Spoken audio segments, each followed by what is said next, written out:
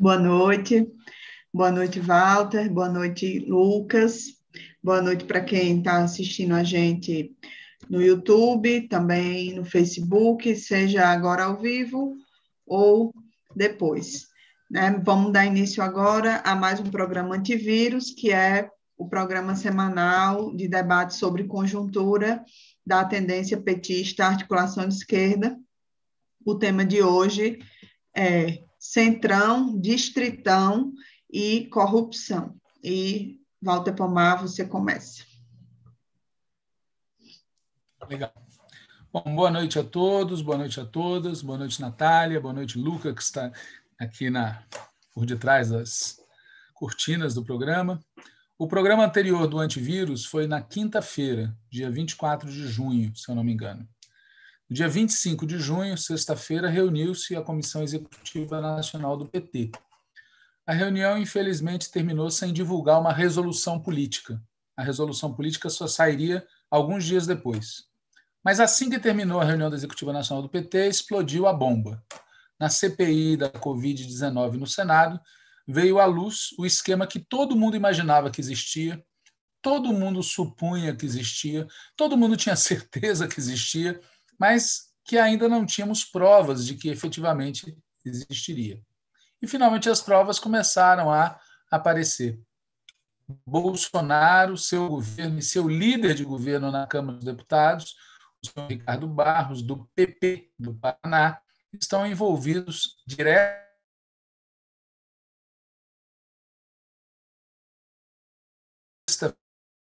Mais detalhes estão vindo à tona, envolvendo não apenas a vacina indiana Covaxin. Na sessão de hoje da CPI, por exemplo, houve movimentos vários, muito interessantes, desde depoimentos suspeitos até mudanças de lado, mas o fato é que está carimbado tudo, o cavernícola está envolvido em corrupção. As denúncias provocaram duas reações. Primeiro, a Frente Fora Bolsonaro antecipou para o dia 3 de julho, próximo sábado, a manifestação originalmente convocada para outra data. E a segunda reação foi ontem, dia 30 de junho, foi apresentado o que vem sendo chamado de super pedido de impeachment, congregando inúmeros outros pedidos que foram apresentados desde a gestão Rodrigo Maia, aquele que virou oposição depois que perdeu a eleição para a presidência da Câmara. O Procurador-Geral da República, o Aras, aquele que também recebeu os votos de senadores petistas, porque supostamente seria legalista, esse já avisou que não vai abrir processo contra Bolsonaro. E Arthur Lira, o atual presidente da Câmara, também avisou que não vai dar andamento ao pedido, ou seja, não vai submeter o pedido a debate e votação entre os parlamentares. Portanto, se não houver imensa pressão social, o Centrão e Lira e outros não vão alterar sua posição atual. Por quê? Porque eles são o que são, porque eles concordam com a política de Bolsonaro e também porque estão ocupados em algo mais importante do que empichar o genocida. A grande preocupação dos parlamentares do Centrão ética terva é garantir a sua própria reeleição. E isso inclui viabilizar recursos financeiros por caminhos orçamentários e por caminhos, digamos assim, extra-orçamentários. Entre os extra-orçamentários, inclui-se com destaque aprovar toda a pauta neoliberal, que continua passando, né? O que garante o apoio militante do grande empresariado para essa gente. Mas como prova de que o Centrão é fenício, mas também florentino, nada impede que eles usem as denúncias contra Bolsonaro para obter mais afagos e concessões do governo. E, além disso, eles estão debatendo mudanças nas regras eleitorais. Bota em papel, distritão, coligações. E, além do que eu falei, é importante lembrar que na gestão do Lira ocorreram alterações no regimento interno que reduzem a margem de manobra da oposição. Mas sobre essas questões é a Natália que vai falar. Meu papel aqui é falar mais do Centrão e da corrupção. Do Distritão e assemelhados, é a Natália quem vai falar aqui nesse programa. Voltarei, então, ao escândalo, né? A oposição entrou com super pedido de impeachment e está convocando mobilização para sábado. E o MDB? E o PSDB? E o DEM? Não assinaram o pedido, o tal super pedido. E há controvérsias Dizem que nas fileiras do PSDB e também nas fileiras do MBL, que é uma espécie de partido extra, né? Eles estão falando em comparecer às manifestações. Vamos ver o que eles vão fazer de fato.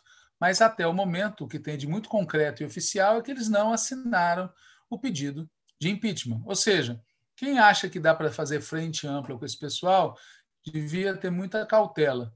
Já não tem frente ampla no programa, eles continuam partidários integrais da política neoliberal há muito tempo, foram eles que introduziram essa política aqui no Brasil, e até o momento também não tem frente ampla na luta pelo impeachment, porque esse super pedido de impeachment foi inclusive assinado por parlamentares vinculados a alguns desses partidos, ou sem partidos, mas os partidos oficialmente não se somaram. E atenção, para a direita gourmet, a polarização entre Lula e Bolsonaro é muito ruim. E se for possível tirar um dos dois da disputa, se abre espaço para uma candidatura desta direita gourmet. Um dos ministros do Supremo Tribunal Federal já andou dando declaração falando em tirar Lula da disputa eleitoral de 2022. E o MBL, aquele, já andou falando que se não tirar Bolsonaro, Lula ganha. Assim, a gente não deve descartar uma hipótese, a da direita gourmet fazer um movimento ousado, por exemplo, para tirar Bolsonaro do páreo, deixando Mourão no lugar e abrindo espaço para uma saída bolsonarista sem Bolsonaro em 2022. A grande dificuldade para fazer isso é que Bolsonaro não é Collor. E a base de Bolsonaro não é como a base de Collor. Portanto, imaginar que vai cair Collor entre Itamar e depois Fernando Henrique, alguma coisa parecida com isso agora, é bem difícil. Mesmo assim, num clima de tanta instabilidade, tudo pode acontecer, inclusive nada, como dizia o famoso Barão. O que realmente não pode acontecer é a gente confiar nessa turma. Por tudo isso e por outros motivos, ganha redobrada importância a mobilização popular 29 de maio, 19 de junho e agora de 3 de julho. Saudamos, inclusive, o engajamento pleno da Central Única dos Trabalhadores. Agora, falando de mobilização, tem dois desafios. O primeiro é trazer para as ruas a massa da classe trabalhadora. Os moradores da periferia, os trabalhadores na ativa. E o segundo desafio é não deixar a pauta das mobilizações ser capturada pela direita gourmet e pelos seus aliados. Como a gente já disse inúmeras vezes nesse programa, essa direita gourmet e seus aliados não querem discutir a tutela militar. Eles não querem discutir o ultraliberalismo, mas eles são muito hábeis em debater o tema corrupção. Não a deles, claro. Fernando Henrique Cardoso, por exemplo, não gosta, especialmente quando estava em viagem a Paris, de lembrar como foi aprovada a reeleição. A FHC tampouco gosta de falar das denúncias envolvendo as privatizações em seu governo, aquelas no limite da responsabilidade. Temer também não gosta de falar do Porto de Santos. E o DEM, bom, melhor nem falar do DEM, né? Mesmo assim, essa turma da direita, gourmet ou não, eles são muito hábeis em usar o tema corrupção. Foi manipulando o tema que no passado eles atacaram Vargas, atacaram o Jango, atacaram a Dilma e o Lula. Mesmo quando o Collor caiu, eles usaram uma corrupção para desviar a atenção do neoliberalismo do Collor. Agora, contra Bolsonaro, eles podem muito bem tentar usar o tema corrupção para distrair a atenção do neoliberalismo, do neofascismo e do golpismo. A gente não pode deixar isso acontecer. Nós queremos derrubar Bolsonaro pelo conjunto da obra. Inclusive, por isso, é muito importante a gente ampliar o protagonismo do PT na articulação política das manifestações e também no seu desenrolar. Comparecimento em massa dos petistas, comparecer com bandeiras, comparecer com faixas do partido, comparecer com material do partido, desfilar em bloco. É muito importante que as nossas lideranças discursem e muita cor vermelha. Nesse sentido, é engraçado, para não usar outra palavra, ver o esforço que alguns estão fazendo para pintar de verde e amarelo a campanha do Fora Bolsonaro. Nada contra quem queira se vestir de verde e amarelo, nada contra quem queira usar a bandeira brasileira nas manifestações. Mas não vamos cometer o erro da campanha do nosso companheiro Fernando Haddad no início do segundo turno de 2018. Naquele momento, vamos lembrar, a campanha mudou de cor, se pintou de verde e amarelo, achando que assim atrairia o eleitorado de centro e direita. E o que aconteceu? Quase nada, exceto uns cards da extrema-direita, nos apresentando como melancias, aqueles que são verde por fora e vermelho por dentro, ou então como lobos disfarçados em pele de cordeiro. O caso é que, apesar de alguns marqueteiros pensarem diferente, ninguém é tonto. Se a turma do centro e da direita quiser vir às manifestações do dia 3 de julho, ótimo, que tragam suas bandeiras, que venham com as suas lideranças, que defendam o impeachment já, mas não vamos partidarizar a bandeira nacional, nem vamos manipular a religião, nem vamos fingir que nós somos algo que não somos. Alguém pode dizer, a essa altura do programa, para que tanta preocupação com a mobilização de rua se as pesquisas todas estão a nosso favor? De fato, as pesquisas estão a nosso favor. Uma das mais recentes, do IPEC, Inteligência em Pesquisa e Consultoria, que é um instituto de pesquisas dirigido pela estatística Márcia Cavallari, do IBOP, que foi do IBOP, divulgou agora, no dia 24 de junho, uma pesquisa indicando que Lula pode até vencer no primeiro turno, com 49% contra 23%. Se as eleições fossem hoje, diz essa pesquisa, o Lula estaria eleito no primeiro turno. A pesquisa mostrou ainda Ciro Gomes, do PDT, com 7%, João Dória, do PSDB, com 5%, e Luiz Henrique Mandetta, do DEM, com 3%. Mas vamos lembrar, em 2018, as pesquisas também estavam a nosso favor, e eles fizeram o que fizeram. Por isso, não vamos subestimar Bolsonaro e a extrema-direita, não vamos subestimar a direita gourmet, não vamos subestimar o empresariado e nem mesmo vamos subestimar o homem croissant, o Ciro Gomes. E, principalmente, não vamos subestimar a nossa capacidade de dar tiro no nosso próprio pé. Um exemplo de tiro no pé foi a entrevista dada por nosso companheiro Gilberto Carvalho à revista Veja. Aliás, se alguém souber por qual motivo um petista resolve dar entrevista para a Veja, por favor, nos conte, porque essa parte da história a gente não conseguiu entender até agora. Afinal, na relação custo-benefício envolvida em qualquer entrevista para a grande mídia, a Veja é daquele tipo que oferece benefícios mínimos e custos máximos. Por exemplo, o tema da corrupção foi um tema que ocupou menos tempo na entrevista concedida, mas a edição de Veja transformou esse tema no centro da entrevista publicada. Algo previsível, né? E bastante útil para quem, como a Veja, pretende neutralizar, mesmo que parcialmente, o efeito político das recentes decisões do Supremo Tribunal Federal em favor de Lula e em favor do PT. Além de escolher o lugar errado, o nosso companheiro Gilberto Carvalho falou coisas para lá de erradas. E não apenas sobre corrupção, mas eu vou começar falando desse tema. Gilberto disse que, abre aspas, a imensa maioria dos petistas, a imensa maioria dos ministros do PT segue lutando para sobreviver e não acumulou riqueza, fecha aspas. Ou seja, Gilberto disse, sem dizer, que haveria uma minoria que não segue lutando para sobreviver, ou seja, tem a sobrevivência garantida, e acumulou riqueza.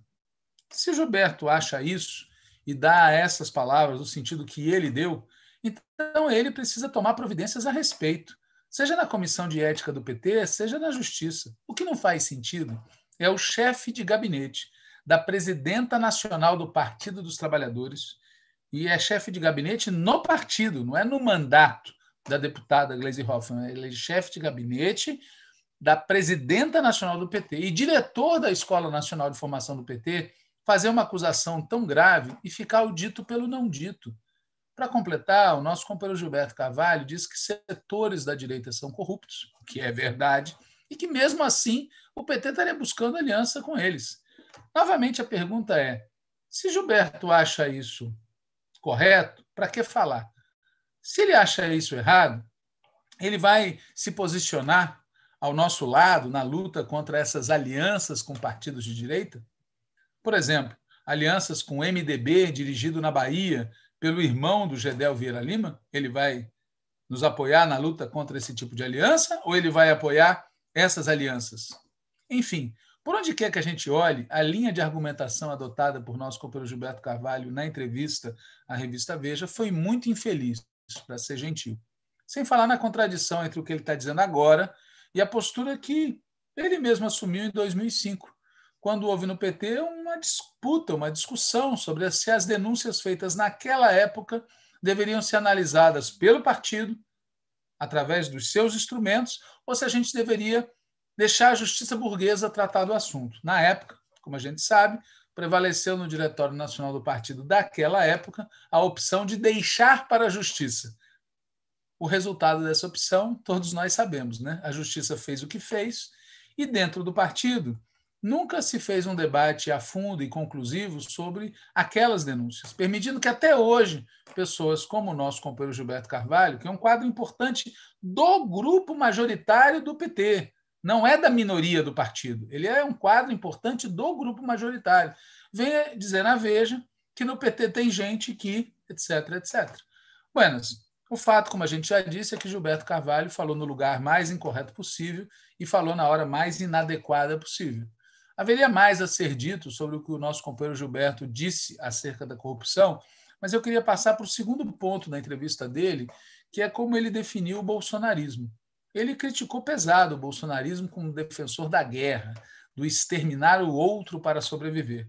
A Veja, que não é boba, não é nada, percebeu o flanco e perguntou para o Gilberto o seguinte, abre aspas, o senhor critica a estratégia do confronto, mas o PT sempre estimulou o discurso do nós contra eles, fecha aspas. Ou seja, a pergunta da Veja é bem ao estilo Ciro Gomes, né? Tentando colocar petistas e bolsonaristas num mesmo balaio. O surpreendente é que o nosso companheiro Gilberto Carvalho respondeu que, abre aspas, de alguma forma, alguma radicalização nossa abriu caminho para isso, fecha aspas.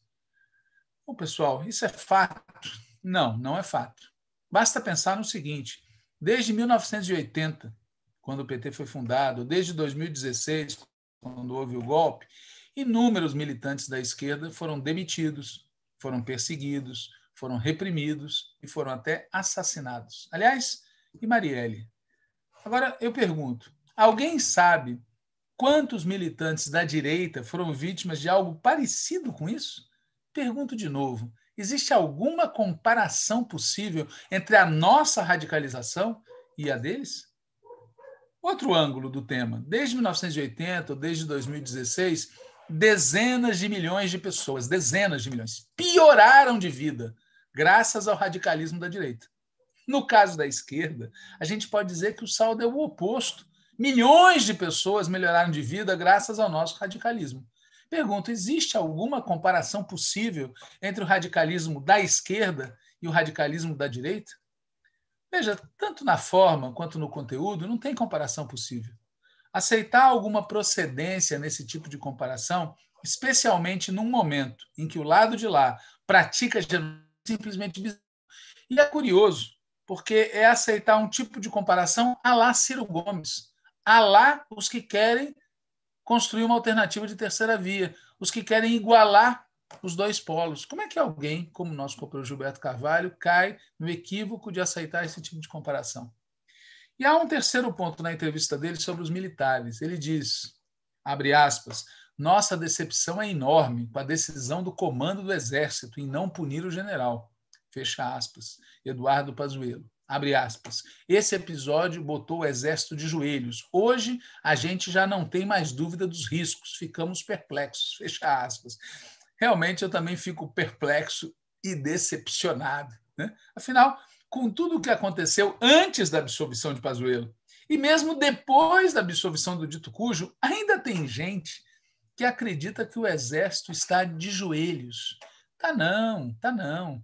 O Exército não está de joelhos. O Exército foi essencial para o golpe de 2016.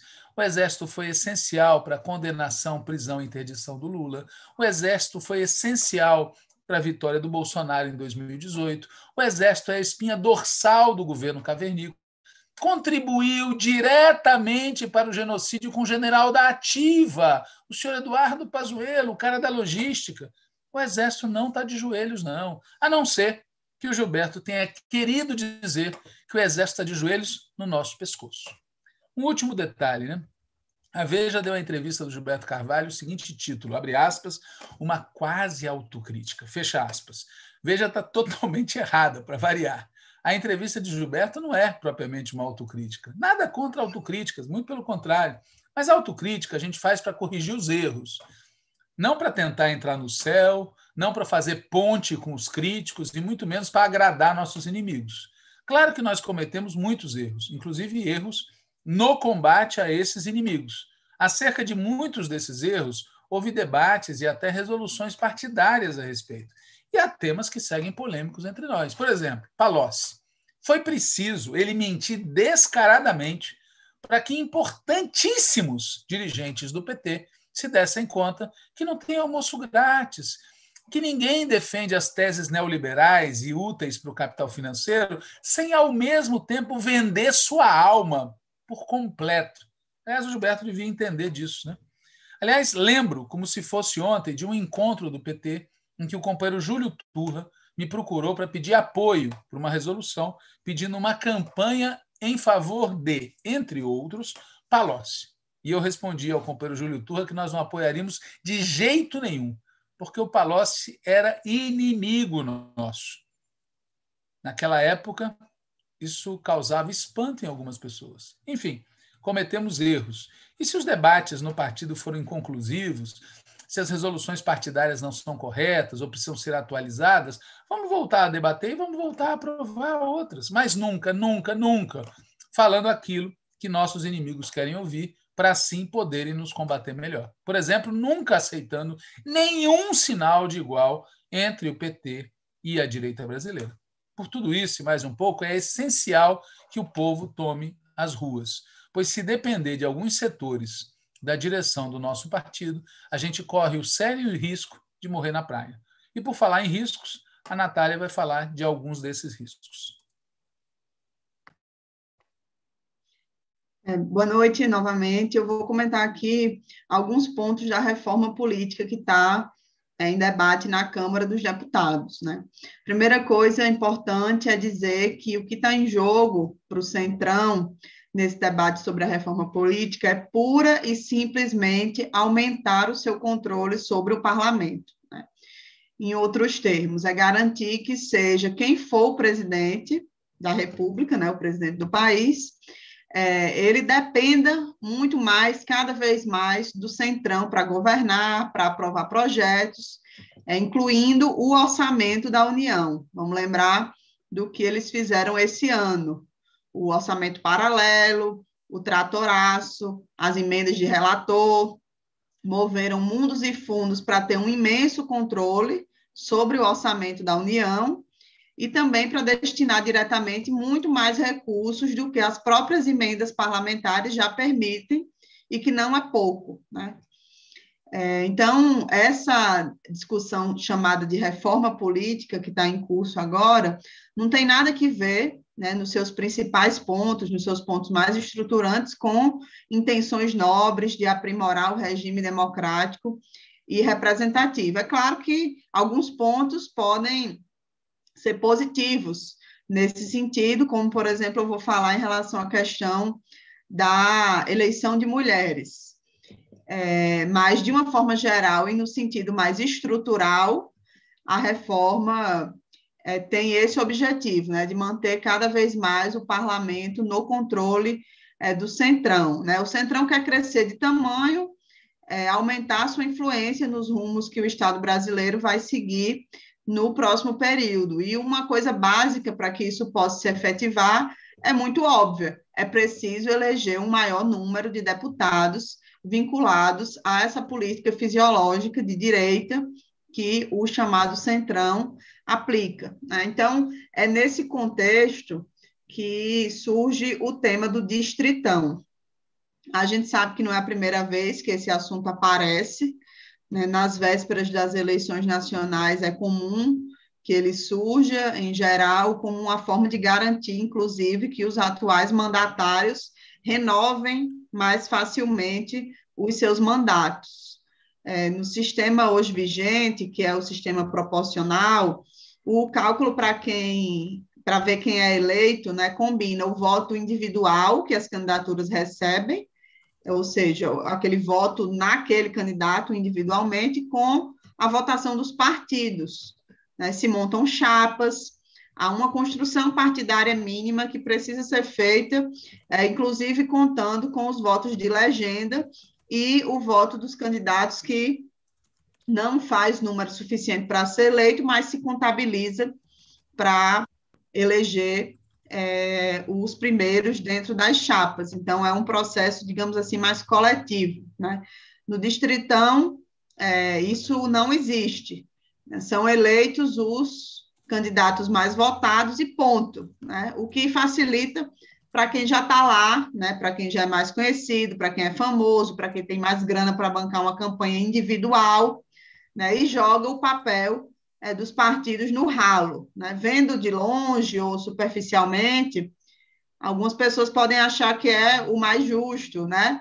Os mais votados serem os eleitos, mas, na verdade, isso significa o individualismo e a personalização tomando conta de vez da representação política, né? É o cada um por si, carreirismo, é o enterro dos projetos políticos coletivos que se representam nos partidos, especialmente nos partidos de esquerda, né?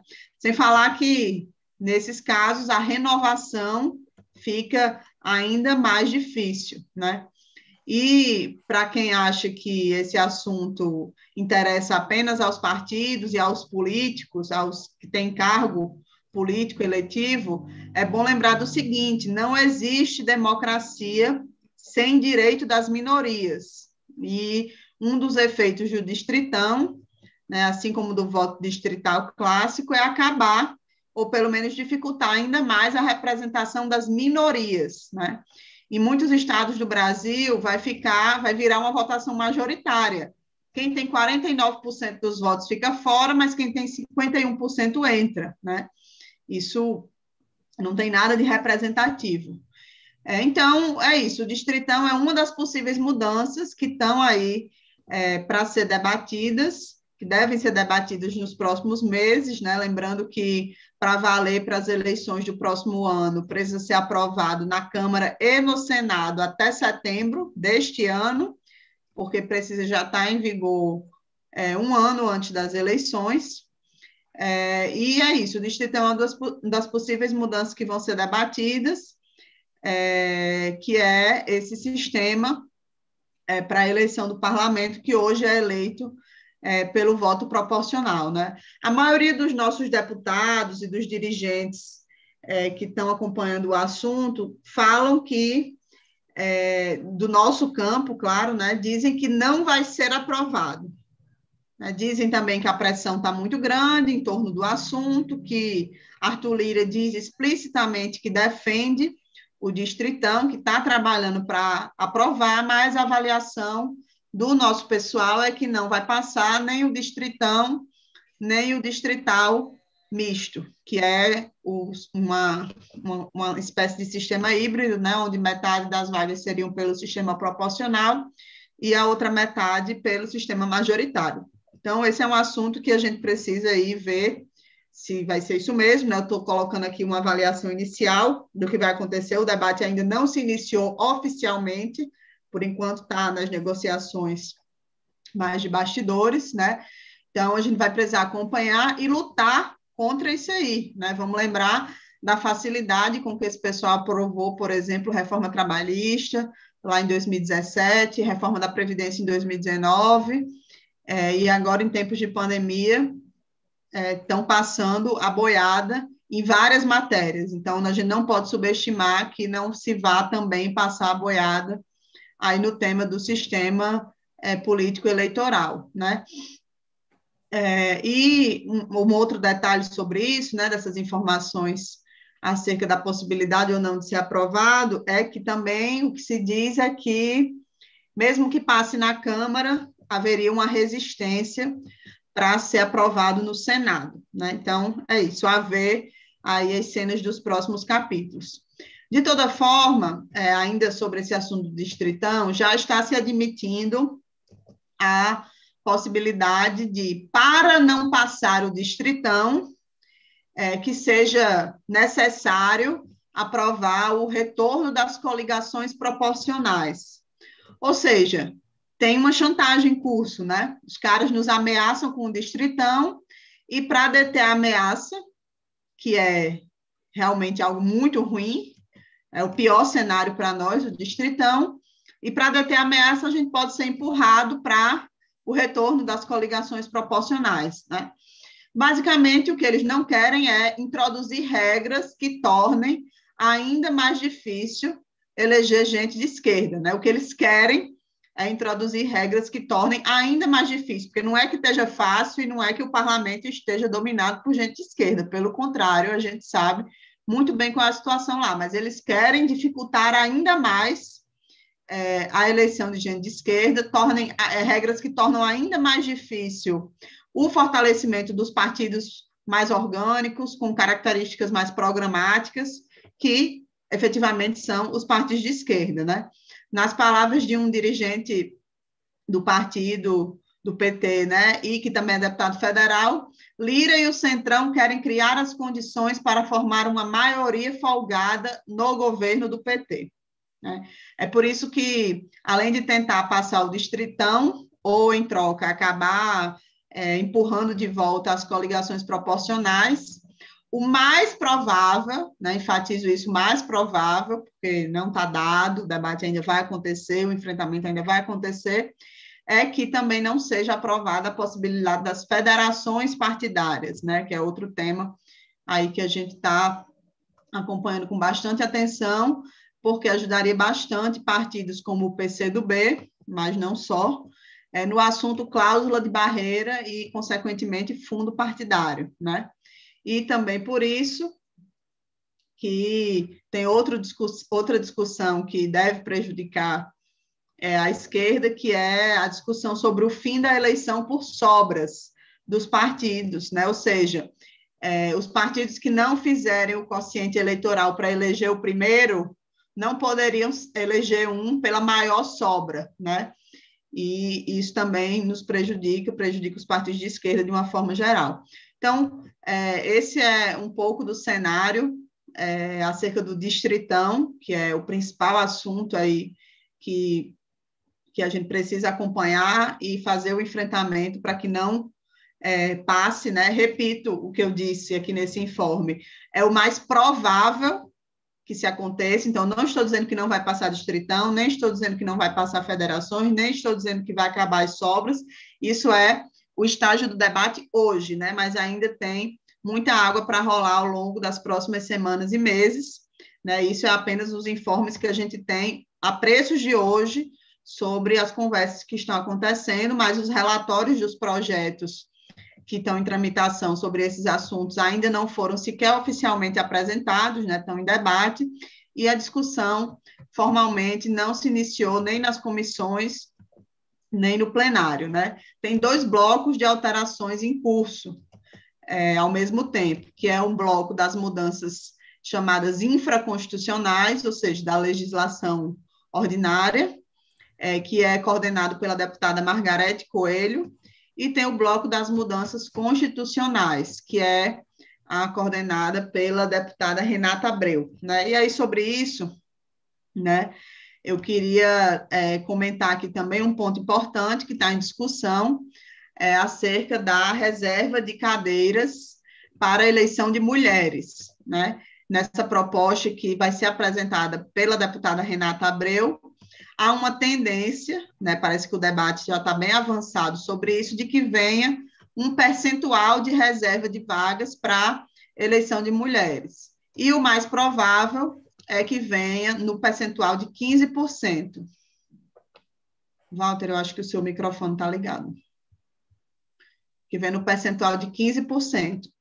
Certo? A gente sabe também que Lira, outros deputados, insistem em que seja 10%, né? E 10% é menos do que o percentual que existe hoje na Câmara Federal, né? No Congresso Nacional. E, então, esse é um consenso lá na bancada feminina de que menos do que 15% não vai ser, né? E parece que há um acordo amplo, não um acordo, mas sim uma ampla adesão ao percentual de 15% de reserva de cadeiras, lembrando que isso vale para Câmara e Senado, mas também vale para Assembleias Legislativas Estaduais e câmaras de vereadores. Mas esse acordo em torno dos 15% vem junto com mexer na obrigatoriedade de cumprir 30% das chapas com mulheres, né? Então, como disse Walter, não tem almoço grátis nessa discussão. E aí, lembrando que a discussão é 15% na primeira eleição, né? 18% na seguinte e 22% de reserva na seguinte.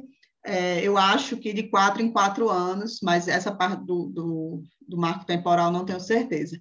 Mas a ideia é que seja uma reserva que vá aumentando de forma gradativa, e o número que está em discussão hoje é esse, 15%, 18% e 22% para a reserva de mulheres. Só que, como eu disse, tem uma condicionante que está sendo colocada no debate, né? Lembrando que, assim como o assunto do Distritão, esse assunto também está em debate, não tem relatório oficial apresentado e está em disputa, né? Tem muita disputa em torno disso, até porque isso não é algo que diz respeito apenas à esquerda, né? Também tem disputas na direita em torno dessa questão da participação das mulheres, e isso envolve os recursos do fundo eleitoral, do fundo partidário, enfim. E o que está sendo colocado é que essa reserva de cadeiras, né, venha junto com a retirada da obrigatoriedade dos 30% nas chapas.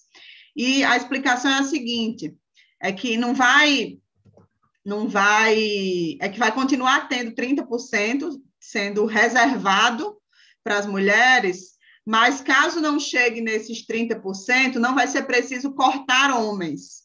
Então, o que eles estão colocando é assim, a gente tem uma chapa com 10 pessoas, se montar as 10, 3 mulheres, 7 homens. Se só tiver 2 mulheres, não precisa cortar um homem, manteria os 70% de homens, né? Na prática, é como se fosse reservar 70% para os homens, enfim.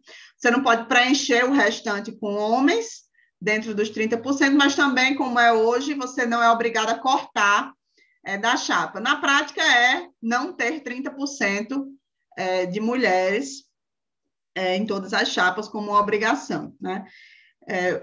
Certamente, isso, do ponto de vista da direita, eles estão sentindo o peso das várias condenações judiciais, inclusive perdas de mandatos, que acontecem Brasil afora a partir da constatação de candidaturas de mulheres laranja em chapas de todos os níveis aí de disputa legislativa. Enfim, em relação aos recursos, o que está sendo debatido é a manutenção dos 30%, o que eu acho bastante duvidoso que se mantenha, porque hoje os 30% dos recursos para as mulheres é vinculado ao fato de ter 30% de mulheres nas chapas, né? A partir do momento que você tem menos de 30% de mulheres, eu acho difícil que se aceite com facilidade manter os 30% de recursos, inclusive porque isso tornaria as candidaturas de mulheres, as poucas que tiverem, bastante competitivas, que receberiam muito mais recursos, enfim. Então, tem toda uma discussão em relação a isso, inclusive, uma das coisas que estão postas, que é bastante curiosa, interessante, é o seguinte, que o voto em mulher conte em dobro para fins de cálculo do fundo partidário, né? O voto em mulher, no caso, para deputado federal, que é a partir dessa votação que é calculado o fundo partidário que cada partido tem direito, né? Então, tem a promessa de que isso virá no relatório e de que isso seria aprovado, que é o voto em mulheres contar em dobro para fins de recebimento de recursos provenientes do fundo partidário. Enfim, tudo isso que eu coloquei aqui está em discussão, né, em relação à questão das mulheres. A nossa posição do Partido dos Trabalhadores é contrária a mexer nessa questão dos 30% nas chapas. E sobre a reserva de vagas, a tendência é que a gente faça um enfrentamento lá para tentar aumentar esse percentual inicial, né, de 15% para pelo menos 18%, mas sobre isso, no limite, eu acho que mesmo os 15% já pode ser considerado positivo, porque isso tem um efeito cascata, e na prática, a reserva de vagas de 15% pode viabilizar um aumento do percentual que hoje tem de mulheres eleitas. Enfim, mulheres eleitas de direita e de esquerda, né? Vamos lembrar que esse assunto não é algo que apenas nos diz respeito, né? Então, esse é o informe sobre a questão das mulheres, para todo mundo aí também ficar por dentro e acompanhar a discussão. O relatório também ainda não foi apresentado e esse vai ser no grupo que está sendo conduzido pela deputada Renata Abreu, né? Agora, o que importa mesmo nesse assunto todo, né, sobre a reforma política, chamada reforma política, é o que eu disse aqui no início da minha fala, né? Tem um movimento do Centrão, o mesmo Centrão envolvido nesses esquemas de corrupção que a gente já acompanha há muito tempo, mas está mais evidente aí nas últimas semanas esse caso das vacinas. É um movimento do Centrão para se garantir no controle do parlamento, né? E aí, da nossa parte, a gente tem que lutar para impedir que qualquer retrocesso nesse sistema político, que já é cheio de problemas, seja aprovado, né? As distorções na representação proporcional hoje, com as regras que existem hoje, já são muito grandes, né? O peso do poder econômico é brutal, não tem compatibilidade entre quem forma a maioria do povo brasileiro e quem forma o parlamento. Então, aprovar regras que vão aprofundar ainda mais essas discrepâncias só vai servir para a gente ter um Estado ainda mais controlado pelo dinheiro e por interesses privados. É isso, vamos seguir acompanhando e comentando aqui no Antivírus esse assunto da reforma política aí ao longo das próximas semanas e meses. Walter, se quiser comentar alguma coisa, fica à vontade. Obrigado, Natália. Bem rapidinho, eu queria falar alguma coisa sobre o centenário do Partido Comunista da China. Ontem houve uma grande comemoração na Praça Tiananmen, ou seja, a Praça da Paz Celestial, com direito a um longo discurso do Xi Jinping, muita cor vermelha, mas também outras cores, muita foice e martelo, inclusive alguns acordes da famosa música A Internacional. O Partido dos Trabalhadores tem relações com o Partido Comunista da China. Em 1983, 1984, teve uma primeira delegação de petistas que foi à China, integrada, entre outros, pelo Jacob Itar, pelo Luiz Guxiquem e pelo Vladimir Pomar. Depois, em 1989, o PT rompeu relações com o PC chinês por conta do que os chineses chamam de incidentes da Praça Tiananmen e que os críticos do PC chinês chamam de massacre da Praça da Paz Celestial. Naquela época, um dos poucos petistas, não foi o único, mas um dos poucos que percebeu que focinho de porco não é tomada, foi o Florestan Fernandes, que compreendeu o que estava em jogo naquela ocasião. Muitos anos depois, em 2004, uma delegação de petistas foi à China e, na prática, se restabeleceram relações entre os dois partidos.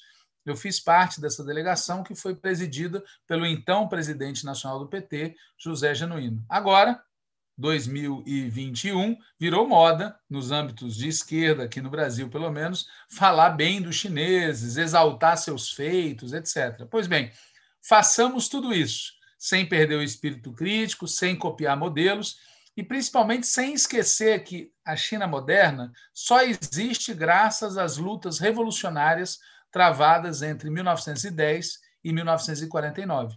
Sem um partido revolucionário, sem o marxismo adaptado às condições chinesas, sem a guerra popular prolongada, eu não sei o que teria sido da China. Por isso, toda vez que aparece nas fileiras do PT um entusiasta com o socialismo de mercado chinês, especialmente com as parcerias público-privadas que há lá, eu sempre busco lembrar da outra parte da história: revolução, luta de classes e conquista do poder. É isso, nos vemos aí no dia 3 de julho, fora Bolsonaro e fora Já. Ele, seu governo, Mourão e suas políticas. Boa noite, pessoal. Até a próxima quinta-feira com mais um Antivírus.